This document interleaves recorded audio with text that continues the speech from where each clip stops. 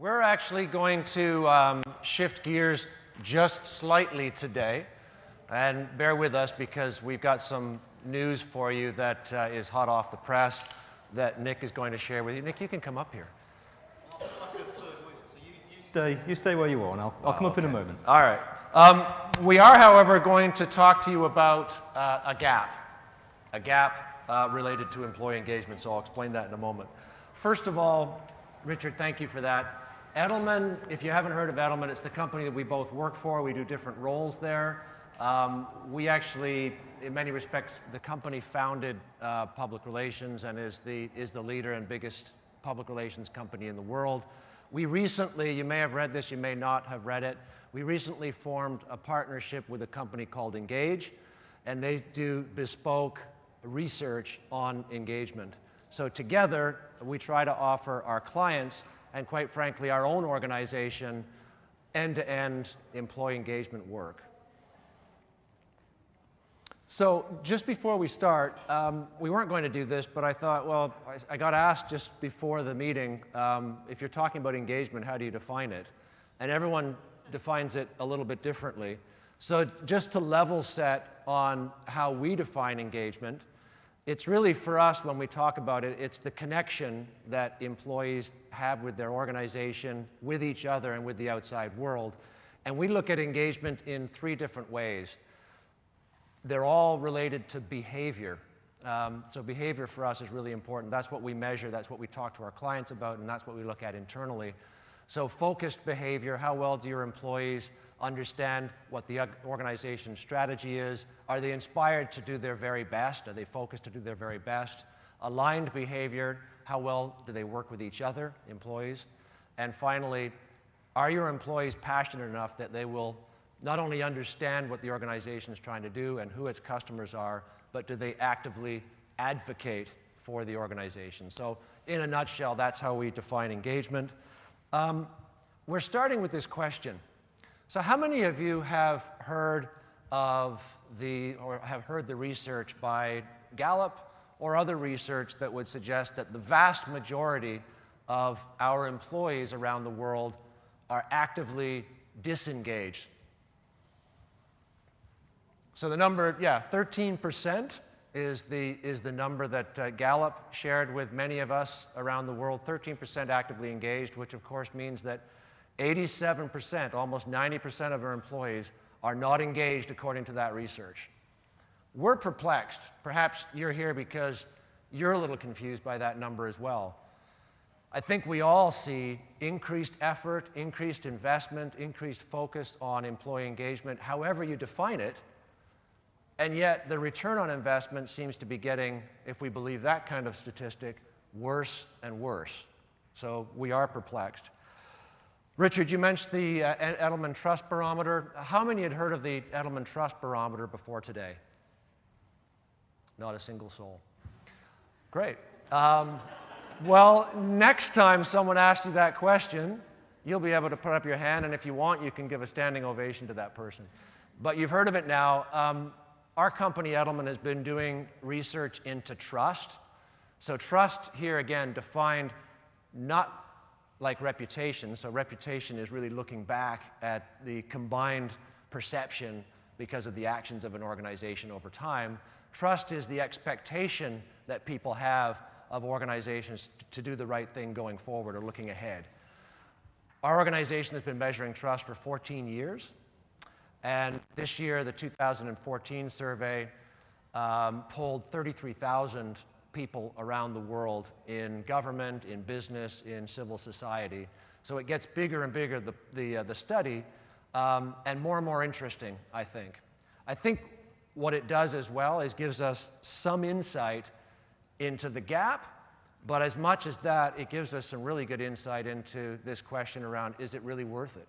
Is it really worth it to spend so much time engaging our employees if we really aren't getting the return on investment? So it's probably difficult for you to see this, so I'll just explain what it is. A few slides, a few insights from this year's survey are really relevant with respect to employees. First of all, you won't be surprised that the research tells us that employees are increasingly credible spokespeople.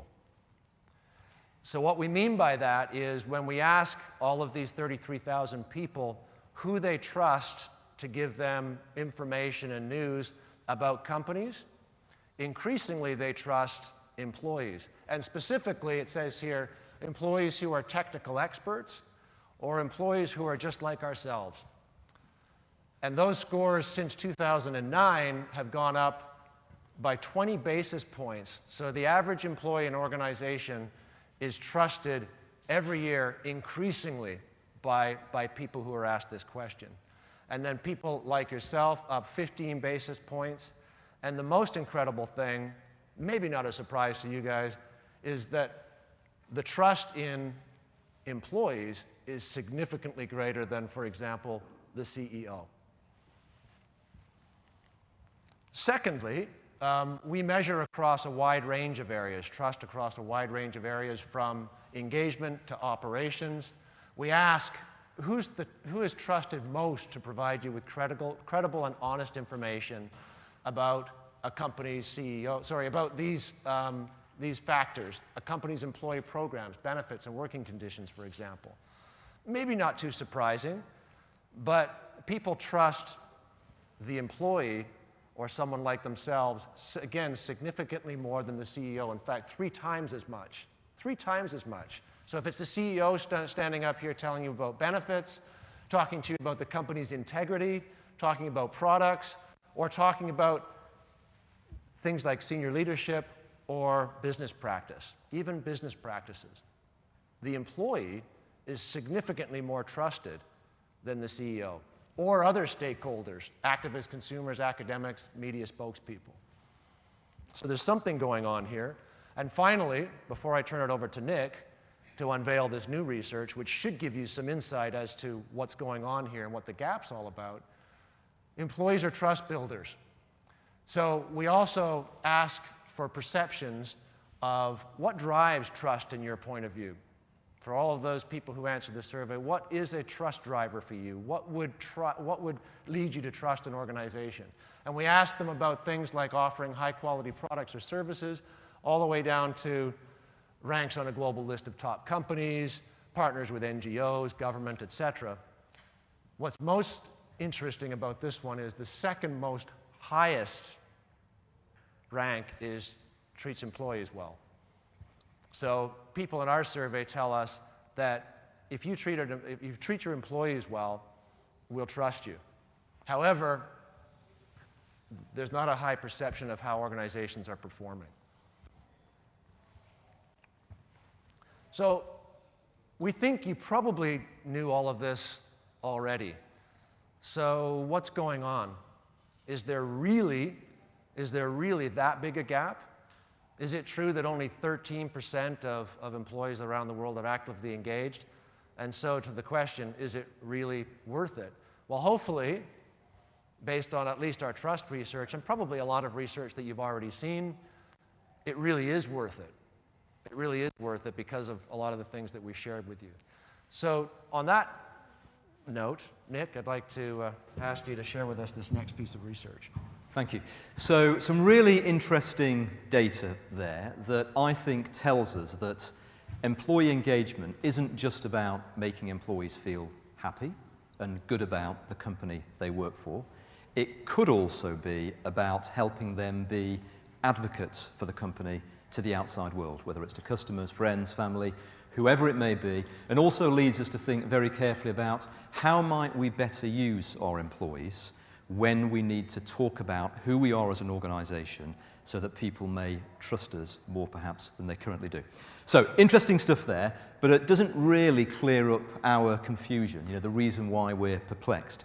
So what we wanted to do was a little bit more digging. We wanted to do a little bit more research that was specifically focused around employee engagement, and in particular, what companies are actually doing to measure engagement and to influence engagement, to drive and improve engagement. So earlier this year, we conducted a global survey with about 500 companies, responded to by the people in those organizations who are responsible for either employee engagement or internal communication or both. In the main, they're either senior HR people, HR directors, or communications directors. And what we wanted to find out is, what are you actually doing to measure, understand, and influence employee engagement? This research is very fresh, it's very new. We partnered on it with Melcrum, who some of you may know. Do you know Melcrum? Melcrum, yeah, lots of nods. Melcrum is a very well-known global publishing and research company, specifically in the field of internal communication and employee engagement. They helped us with the research. They're working with us now to fully analyze and report on that research. So what you're seeing here is a sneak preview, and there's much more coming out early next year. So what is it telling us? What is this research telling us? What did these 500 organizations say to us? Well, firstly, some good news. Most are measuring engagement. So most are looking at the way their employees are engaged and actually measuring it in some shape or form. 88%. I'm going to ask for a show of hands very quickly. How many people here, how many organizations here are measuring employee engagement? That's probably about 88% actually. It's about 8 out of 10, 9 out of 10. So that's good news. So companies are taking this seriously and they're measuring it. And this appears to be good news. Half of those organizations who said they were measuring it said that the score they got at the end of that, whatever the score actually means, is above 70%. So interesting that that's quite different from the 13% that we saw a little bit earlier on, so I'm not quite sure what that tells us, so there's a question mark there. But it seems to be that when you're measuring engagement, you're able to tell that actually it sounds pretty good, 70%. And by the way, 9 out of 10 said that their engagement score was above 50%. Again, I'm not quite sure how that tallies up with the 13% that Gallup are reporting, but still, that's what they're saying. And I think the other interesting statistic that came out of this, which we haven't shown here, is that most organizations, I think it was about one-third of organizations actually said that their engagement score was higher than they expected it to be based on what they see happening around the organization. So their research is telling them something a little bit different. It's painting a more positive light than what they actually see day to day. So that's the good news, seemingly good news anyway. I'm not quite sure about the 70%. So what's the not so good news? Well, the research is telling us that while many organizations are actually doing some engagement work, some measurement, some activity, it's tactical. They say it's important, but it's very tactical, and it's not linked in to anything else that's happening in the business. It's not linked into the business strategy and the business priorities. Many organizations are taking a very generic approach to the way that they think about, measure, and implement engagement activity. And it's not giving them the benefits that they're looking for. They're using generic models. There's very little engagement with customer and brand. As we'll come on to see, lots of engagement activity is based around HR topics, which is important. It's very important, but organizations are also looking at the end result of engagement, which is, are we engaging with our customers? Are we delivering our brand promise? And are we actually delivering our business priorities? And then finally, and perhaps this is most shocking of all, what people are saying is that employees do not trust that the feedback they give during engagement measurement activity will result in any positive action. Any of this sound familiar? Is this all shocking news? Is it? No? Okay, all right, let's move on. So, what this tells us is that there's a reality gap between engagement activity and what the business actually needs. Engagement is happening in a bubble, if you like, in a silo, and it's not properly connected with what the business really wants to achieve, and it's not really having an effect on what the business is trying to deliver. So, some questions that we've been pondering and that we're considering as we look through the research in more detail. Firstly, where's the strategic link with engagement? So although 82% of organizations feel that employee engagement is very important to the performance of their organization, actually almost half say that it's a standalone issue. It's not connected to the business in any way. Only 51% are saying that it is. So it's important, but half of organizations are not connecting it to the business. Think about the way you do engagement. Think about the way you measure engagement and plan engagement activities. Are you really connecting them to the business and what your organization wants to achieve. Where's the relevance? Companies who told us they have a tailored approach to engagement, where they've defined an engagement model, a way of measuring, a way of implementing and planning engagement that is customized to their organization, are also telling us that they understand what engagement looks like, and that understanding is much more widespread throughout the company. It's not some head office thing. Actually, it's something that people in the organization really understand, from the chief executive down to line managers. They're much better at identifying and measuring what will actually improve employee engagement. So they know what they can do to influence those behaviors that Nigel talked about earlier on, the things that employees can do to deliver business value. If you've got a tailored engagement model, then you're much more likely to be able to do that. And finally, they're better at planning and implementing changes that will drive all of that. So again, when you're thinking about engagement, are you thinking about it in a way that's customized and tailored to your organization rather than thinking of something that is generic? Because if it's more customized, it's much more likely that it's going to have more impact.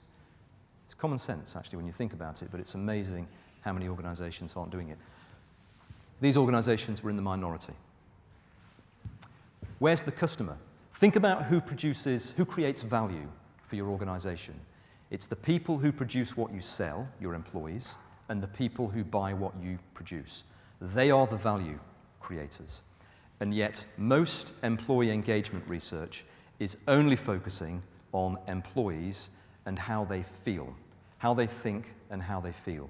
It is not looking at their connection with customers, and it's not looking at their ability, their desire, the capability that they have, the support that they have to deliver the brand promise and an outstanding customer experience. Again, you think about that, it's a massive hole in most engagement research and activities. Anybody recognize this? Does this sound familiar? Think about the way your organizations think about engagement. Is it connected to the customer? Interestingly, when we speak to our clients, if you're in a retail organization, it's much more likely that you're going to be thinking about the customer and client connection. Again, that sounds common sense, but those organizations who aren't retail, shouldn't they be doing the same? And where's the value to employees? You know, over the years, we've seen employees' trust in the feedback process, if you like, increase. So employees now are much more likely than they were even 5 or 10 years ago to trust that the feedback they give to their company about how engaged they are and how they feel and so on is likely to remain confidential. It wasn't always the case. Now it's about 70%.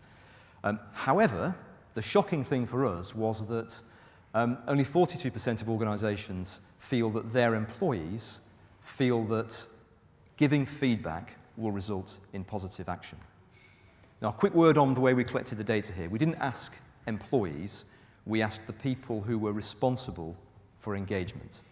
So these are HR directors, communication directors, saying that their own employees do not trust that giving feedback will result in positive action.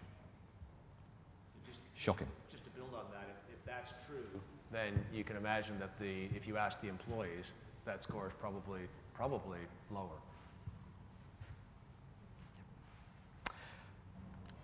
And where's the performance link?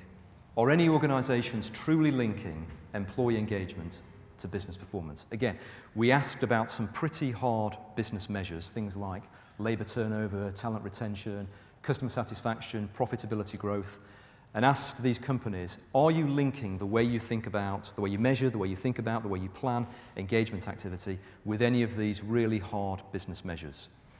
Again, is this surprising that in less than a quarter of cases, people are linking engagement to profitability and business growth? In only about half of cases are people linking engagement to measures like staff turnover. Now, when you sit in front of the chief executive, what's really on his mind? What's really going to make him invest? Yeah, it's those. Or hers mind. Yeah, you're right. Yes. Yeah. My chief executive's a man, which is why I said him. But when you think about what drives them, what are they thinking of? What are they looking to achieve? It's these things. It's this in particular. Yes, they believe that staff turnover is important, but only to the extent that there's a cost attached to it, in most cases. So there's a question there about engagement activity being linked to performance. Where is the link? And then the final thing that we wanted to show you today was another question that we asked people, which is, where is the focus next year? So if you're responsible for employee engagement, where are you putting the investment next year? We were actually very pleased by this. So you can see that in most cases, people are thinking about leadership, they're thinking about improving communication with employees. When we're speaking with clients, when we're thinking about it ourselves, as Nigel is responsible for employee engagement in our own organisation, then we always say to people, if there are two things you can change, if there are two areas where you should start, it's leadership, it's engaging your leaders at all levels better, and it's supporting them to engage their people better, and it's in improving the way you communicate. Not just communicating to employees, but how you communicate with employees. So, that's the new data. I don't know how surprising that is. I'm not sure whether you recognise any of the things that are shown in there. But what we wanted to do in asking those questions was open up the discussion and just get some thoughts from you on whether you think this is accurate and what you think organisations should be doing about it. Okay, first of all, thank you.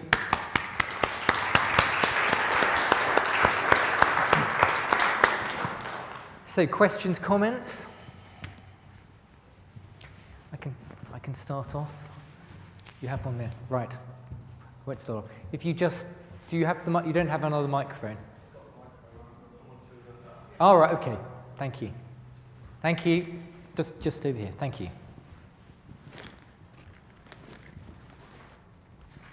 Did the research show anything about how frequently organisations measure engagements? So, traditionally, organisations will measure engagement, say, once a year in an engagement survey. I just wonder whether it's going to move to much more regular feedback in terms of, if you look like social and gamification techniques, sort of instantly, if you like, so someone might like or share something. Yeah. I wonder whether that might move more to engagement surveys where you're getting feedback instantly, so you can act on it much quicker. Yeah. That's a really good question. The survey, I believe, did ask that. I don't think we have the data here today. As I say, we're still working on the data. I can give you a perspective, though, based on what we're hearing from the organisations that we work with, which is that in most cases, organisations are still wanting to measure engagement on either an annual or a 6-monthly cycle through some kind of large census survey instrument. That tends to be the trend still. But what we're hearing more organisations thinking about is how do they get to real-time engagement measurement. And often the way that they're thinking about doing that is through some kind of community polling, which of course is made much easier now through the ability to host communities online. So it's, I think we're looking at moving towards a combination of things, which might be an annual or a 6-monthly census check, supported by more qualitative research that's ongoing, possibly through some kind of community interaction. I think what we have seen, though, is that organisations have definitely moved away from more frequent census surveys. So it wasn't terribly rare a few years ago to see companies doing quarterly census engagement surveys. I think companies now have realised that actually that's a fool's errand, really, because by the time you get to analyse one set of research, you're asking employees the next set of questions. One other insight that I'd be curious to hear from this group about is, again, we only have the raw data and then we extracted some of these highlights for this conversation.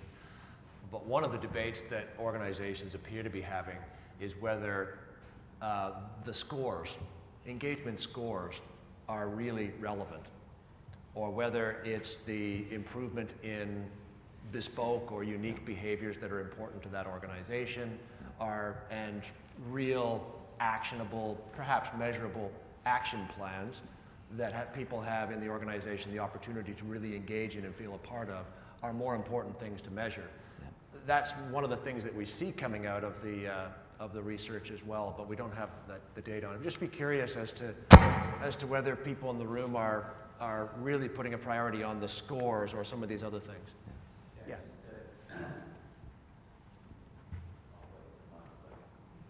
Just to give you a comment on that, what I've seen is a recognition that the numbers, as it were, are useful as measures, but where they go wrong is where they become targets. Yeah. And you then get the wrong behaviour because people are Gaming the system. targeted on it. Yeah. But they're seeing it as the end result rather than just a measure and an indicator of where you need to prioritise actions. Yeah. Yeah, well said. Yeah. I mean, we've had conversations with organisations where they've talked about whenever they look at their competitors, whenever they look at the private industry benchmark, whatever it may be, they find that most organisations cluster around a particular number, which is often within the 70 range, low 70s to high 70s. And we had a client last week who expressed their frustration to us that, well, if everybody's score is the same, pretty much, what does that actually mean? You know, if we've all got 73 or thereabouts, well, what does that tell us? We're not sure, actually.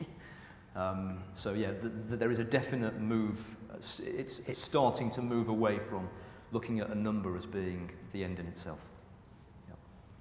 Plus the benchmarking. I mean, because I think one of the reasons a lot of organisations don't do a bespoke is because they want to benchmark everything, and you can't be bespoke and benchmark at the same time, or at least you could if you had some distinctive questions and some benchmark questions, but it tends to go one way or the other.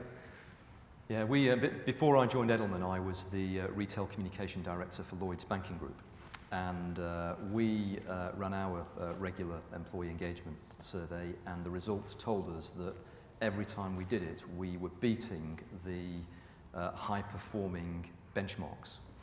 And yet, when you went around the organisation and spoke to employees and how they were feeling because of the banking crisis and all the things that we'd got wrong and so on, they were terribly demoralised.